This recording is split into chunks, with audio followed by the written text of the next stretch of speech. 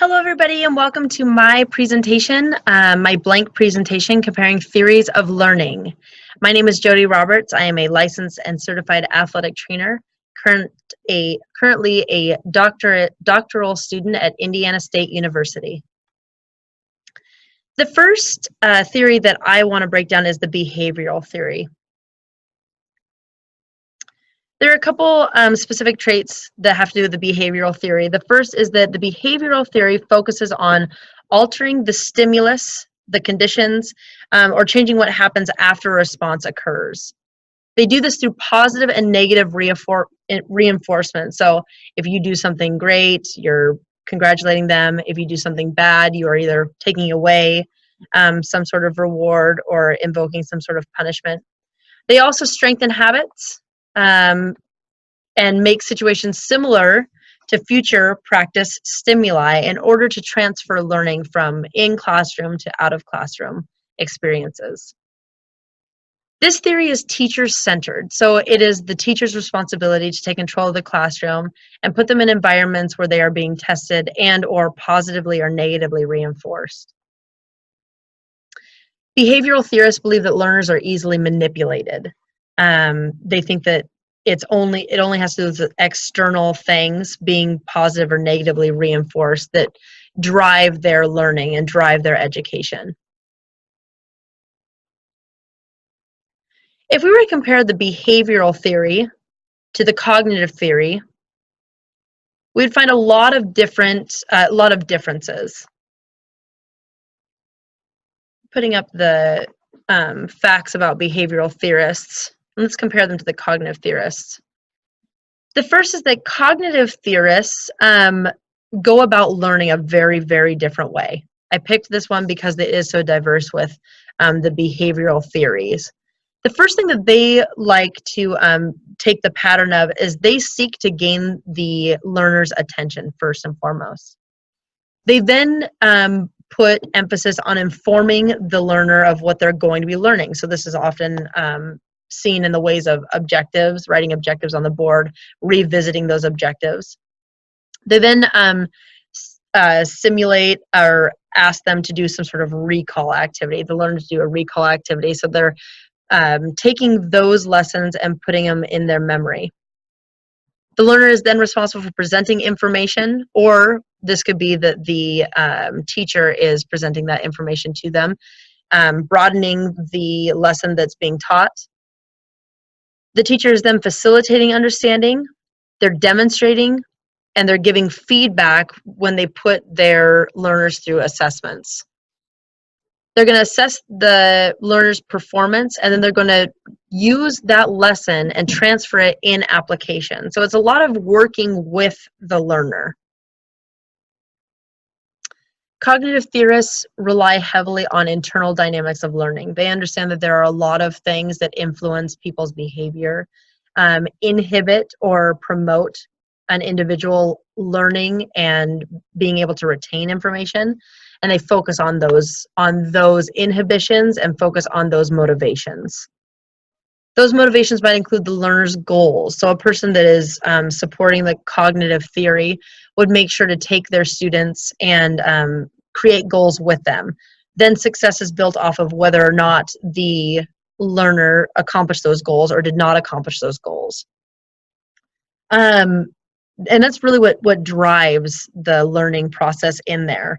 They don't, a cognitive theorist doesn't necessarily believe that you need to give the learner a reward, because the reward is accomplishing those goals and keeping their life in balance with those goals and expectations for themselves.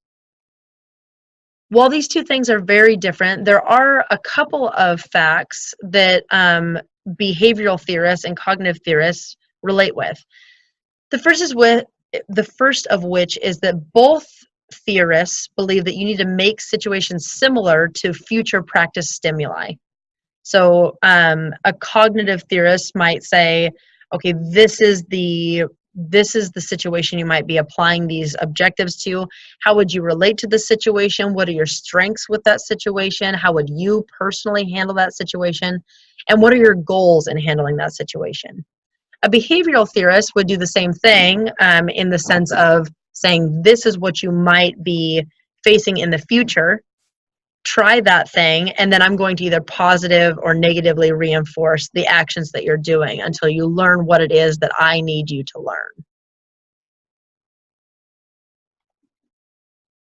Both theories also focus on strengthening habits, obviously in different ways. So the behavioral theorists are, again, going to be working on positive and negative reinforcement and or change what happens after that response occurs. A cognitive theorist is going to keep going through the gaining attention, informing with objectives, presenting information, giving feedback, all of that, until they learn that habit. If we were to take a step back from these two very different theories and add a third one, I wanted to focus on the theory of an experiential theorist, mostly because I find myself using this related with, or to complement some cognitive theories in my own practice as a teacher and as an athletic trainer. An experiential theorist believes that learning develops through experiences and through reflection. They say that experiential theorists have a holistic approach because they have a little bit of the behavioral theories and the cognitive theories, and they bring it all together through the platform of experiences. Comparing these two and seeing their similarities and differences, the first of which is that their similarities are that both of these theories focus on external influences to occur. It is the teacher's responsibility to build intentional experiences and hopefully achieve, or with the idea that you're going to achieve, a very specific outcome or a very specific lesson to be learned. With that, a lot of the emphasis is placed on teachers. Teachers are deliberate in their lesson planning. If they don't have a very deliberate lesson to go through, then learning doesn't occur the way that it needs to occur. A lot of forethought needs to happen. What questions are going to be asked? What kind of quality questions do you want to ask? All of that needs to be thought of. If we were to compare experiential theory to cognitive theory, we would find that their similarities are that we do rely on internal influences to occur. Both theories understand that people think and learn the way that they do because of family influences, cultural influences, social influences, always. And there's always that checks and balances, and that is subject to change throughout the course of your life. It is also important that both of these, they both share the value of finding the learner's way of learning, whether they are a visual learner, an odd listening type of learner, a kinesthetic learner. They need to touch and do and experiment those things in order to accomplish learning. Lastly, they both focus on the learner's strengths. Both the experiential and cognitive theorists want to know how the learner is going to approach a situation. An experiential theorist is a little bit different in cognitive in that it focuses on not necessarily always being wrong in how people approach a situation, but empowering the learner to accomplish goals their own way. Whatever task it is, what is your spin on how you're going to accomplish that task? And does it meet all of the things that need to be done in that task?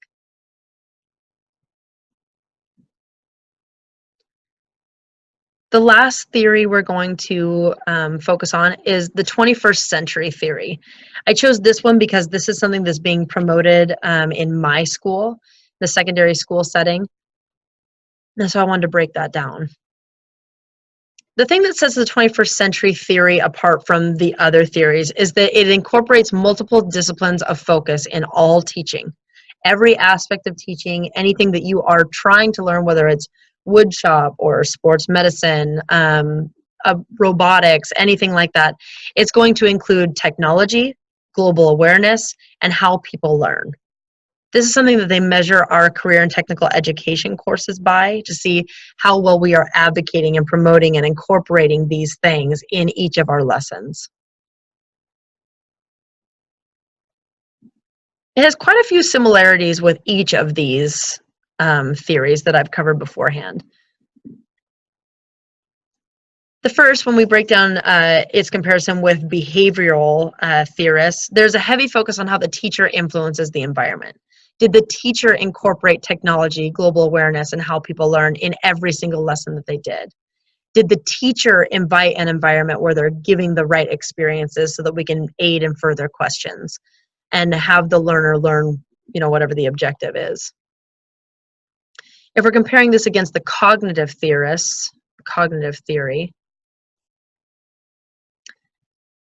we find that one of the major things that these share is the how people learn. Both 21st century skills, the theory, and cognitive theory want to know what the learner's strengths are, because that's what's going to drive how they use technology. That's going to drive how they fit in a global awareness. Lastly, we can compare 21st century theories with the experiential theorists. And in that case, we take all of those emphasis on technology and global awareness and how people learn and put it right in there, right in the experiential theorists. A lot of people in their experiences try to create experiences that are job worthy, which is something that 21st century skills works on a lot. Are these learners prepared for the future they are geared towards?